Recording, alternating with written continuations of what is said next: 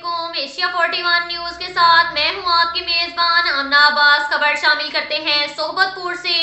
ہمارے district reporter انجم کاکڑ کے مطابق سابق صوبائی وزیر میر سلیم خان کھوسہ نے کھوسہ ہاؤس میں میر عبدالمجید خان کھوسہ اور بلوچستان عوامی پارٹی کے میر سرفراز خان کھوسہ، ایاز احمد اور دیگر کے ہمراہ پریس کانفرنس کر رہے ہیں۔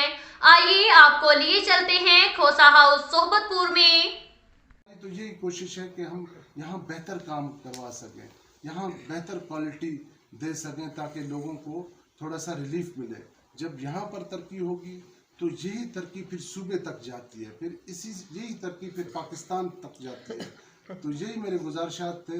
میں ایک دفعہ پھر آپ لوگوں کے توسط سے بزنجو صاحب سے ریکویسٹ کرتا ہوں، گزارش کرتا ہوں کہ جو آپ کے کیبنٹ کے لوگ ہمارے ساتھ زیادتیاں کر رہے ہیں، آپ نوٹس لیں یا آپ خود ان کے ساتھ شامل ہیں تو وہ بھی بتا دیں۔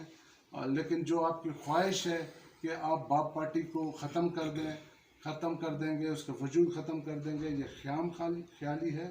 باپ پارٹی کسی کی جاگیر نہیں ہے۔ انشاءاللہ تعالی جس طرح 2018 میں ایک اکثریت کے ساتھ یہ پارٹی آئی ہے، 2023 میں بھی انشاءاللہ تعالی اس سے زیادہ آپ دیکھیں گے کہ یہ پارٹی آگے آئے گی۔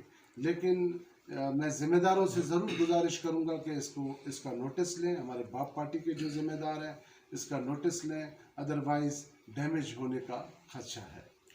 اب تک کے لیے اتنا ہی کافی ہے، ملتے ہیں اگلے بلیٹن میں، ہمارے ساتھ رہیے گا۔